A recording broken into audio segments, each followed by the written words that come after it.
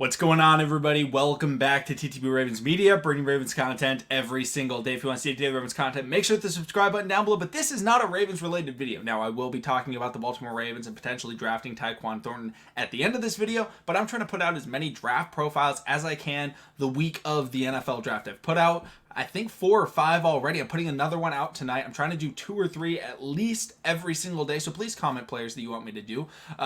Tyquan Thornton was actually a guy that was commented. So shout out to the person who commented to do Tyquan Thornton because he's one of my favorite wide receivers in this draft. So if you are not a fan of the Baltimore Ravens, or let's say you're the fan of the team that drafted him and you're trying to learn a little bit about him, this is the video where I'm going to be giving my thoughts and opinions on him as a player, where I think would be good fits. And at the very end, I will talk about the Baltimore Ravens, as this is a Baltimore Ravens channel. So if you're not a fan of the Ravens, please let me know what team you're coming from and if you think that he would be a really good draft pick, or if you're really excited because your team drafted him.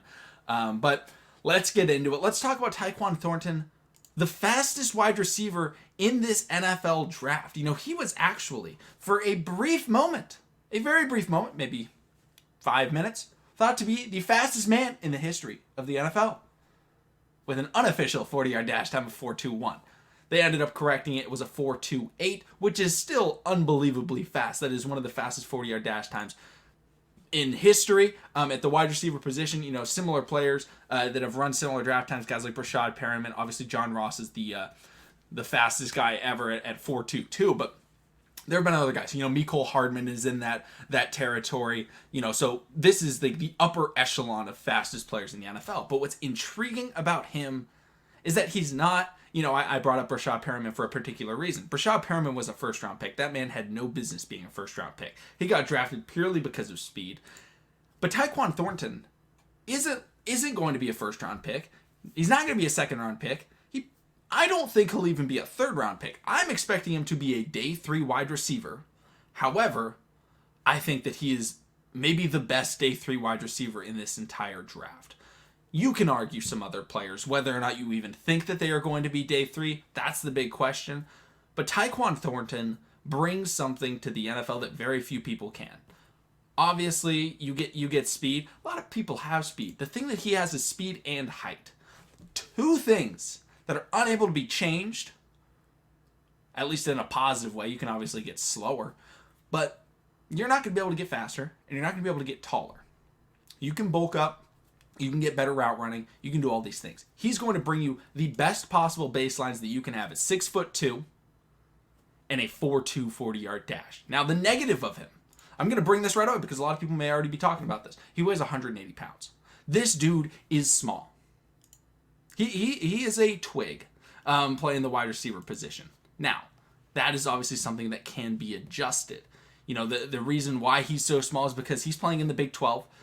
They don't need to be that physical because they play in that air raid spread offense. Not a lot of incredible defense. You know, it's all about speed in that conference and just being open. You don't have to get as physical.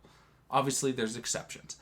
But Tyquan Thornton didn't need to get bigger until now, the NFL draft, which is why he's, you know, falling so low, is because he's not big enough right now to be a predominant, top 2 round pick that you would normally see out of a guy running a 4.2 40-yard dash. He's just too small. Now, what are the pros that he brings outside of speed? Done talking about speed. The biggest thing is he actually has jump ball ability. 50-50 balls can go his way. He creates separation. Those are all the things that you're looking for in an X wide receiver. Or even just a deep threat. Because one of the major benefits of him is his height, in addition to his speed, allows for a unique, you know, body size, right? Because I brought up Mecole Hardman, I brought up Tyreek Hill. Those guys are smaller players. Now, Tyreek Hill, one of the best receivers in the NFL. He's an exception. But typically, when you have Hollywood Brown, is an example. When you have these smaller players, yes, they're incredibly fast. However, you can't really throw a jump ball to them because they're not really built to be able to get jump balls. They're built to run by you and catch the ball, you know, without needing to jump up and, you know, moss somebody. Tyquan Thornton has the ability in 50-50 ball situations to still come down with it, as well as create that separation, which is very rare in the NFL. There's players that have done it. You know, for example, guys like DK Metcalf currently in the NFL. DK's a little bit different. He's a massive physical wide receiver. Julio Jones, you know, that combination of size, even like Calvin Johnson. Calvin Johnson was a 4.3 40-yard dash, 6'5", unbelievable. But combination of size and speed is very rare, but so often we see these are the biggest boom or bust players in the draft. It's very difficult to be a late round draft pick and become one of the best wide receivers in the NFL when you're not bringing speed, athletic traits. It's very difficult because typically when you're a fifth round pick, you're lacking in technique or fundamentals, or you're lacking in the speed and skills. Technique and fundamentals can be taught. The major exception of late round draft picks becoming very good is Antonio Brown. Antonio Brown, not the biggest, not the fastest, not the strongest. He worked on his craft, and props to him. He's an outlier. However, when you see later round draft picks of guys that are incredibly fast and stuff like that, they're much more likely to be able to at least have a chance at being on the field consistently, because sometimes you just need speed.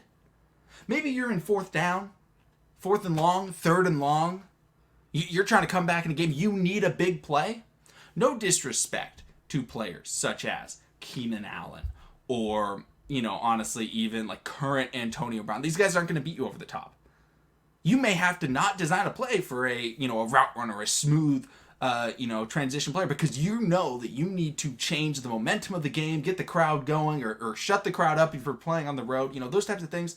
The Chiefs do it so well with that deep play, just like the Golden State Warriors did with that 3-point shot.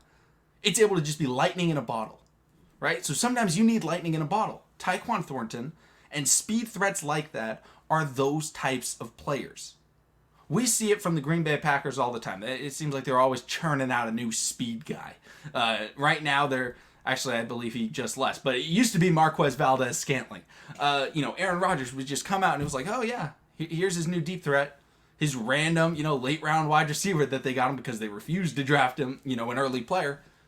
But he's able to make them work. Why? Because sometimes you just need speed and your quarterback can get you the ball. So, teams that I think Tyquan Thornton could be really good for are teams that need speed at wide receiver. Teams that need to add a big play element to their offense. I think a big team to bring this up, obviously, I'll talk about the Ravens at the end, so I'm not even going to mention them right now. But a team like the Carolina Panthers, you may say like, oh, but they have their deep threat. Robbie Anderson did not work out as the deep threat they were hoping he would be. They brought him in to pair with Sam Darnold. It did not work out, unfortunately. I like Robbie Anderson, but if they believe, hey, we need to move on from him, they have Terrace Marshall Jr., very solid wide receiver, but he's not a burner. He's got good speed. He's athletic, but he's not going to be just absolutely dusting people, right? I think that could be a really solid fit for him. I think you could look at a lot of teams that need speed. Obviously, even a team like the Chiefs, they just lost Tyreek Hill. They also lost Byron Pringle. They're rocking with Mecole Hardman and obviously a couple other guys, but they may need, wide receiver 4. Maybe they want some speed at wide receiver 4. There's so many teams. Like, most teams aren't going out there and they're like, you know what, we don't really need a fast wide receiver. Most teams aren't doing that because it's always a need. There's always there's always a need for speed in the NFL at the wide receiver position. I really debated whether or not I was going to go there. I did. I'm sorry if you dislike, I don't know what that movie correlations in wording and phrasing. I don't know. But overall, it's a massive need for most teams. So now that I've talked about Tyquan Thornton, I got to talk about him and the Ravens. I think he's the perfect guy. I honestly do. So many Ravens fans, we want the big body wide receiver. We want a deep threat. We want a game changer. He can be a game changer. And the Ravens don't like to utilize their young wide receivers right away. So that honestly, while it may be frustrating, it could allow them to get him to bulk up a little bit so that he could be ready. But also, we see from Hollywood Brown, he's able to perform as he's smaller, because they utilize him in certain situations. They're not throwing him the ball over the middle. Now, whether or not you think they should, different story. But they're utilizing his speed still to an advantage. They don't like to throw those 50-50 balls, which is making it difficult for James Prochet, for Talon Wallace to get on the field, because that's their specialty, is the 50-50 ball. Neither of them are going to blow you away with speed and athleticism. They both have solid route running. They're not bad players by any means. That's not the point of this. But Tyquan Thornton, they could put him in on third and long. Because they're like, Lamar Jackson needs that deep threat, and we don't want to send Hollywood deep every time. Because Hollywood is the guy that teams are scared of. They put a safety over the top because they don't want him to beat you. We saw so many times last year. Lamar Jackson, think about the Colts game. He just breaks the game open when he finally hits that long ball to Hollywood. He tried a lot in that Detroit Lions game, unfortunately. Wasn't connecting with some drop errors. But overall, the deep ball is what has gotten the Baltimore Ravens offense going. Thornton can add to that deep ball and allow for Hollywood to be better, and also just to be a sub guy, at the back end of the roster that can be learning from T. Martin, Keith Williams, and be part of a really good wide receiver core as we just lost Miles Boykin. And the Ravens wouldn't have to give up a ridiculously early pick to do so. There's obviously better wide receivers in this draft, but better value? I don't know if there is one for the Baltimore Ravens. If you can get him in the 4th or 5th round, I think that's incredible. Let me know what your thoughts are on Tyquan Thornton. I have another video coming out on Ezra Gray late tonight. Tomorrow, have a whole bunch of new players to talk about, so please comment down below anybody you want me to talk about, getting to them. Thank you everybody for watching. Subscribe for daily Ravens content. Cannot wait for the draft. Joshua and I are going to be putting out a ton of videos during the draft. We're not going live, but we will be going live on Wednesday night, to kind of give our final preview. Thank you, everybody. I'll see all of you again next time.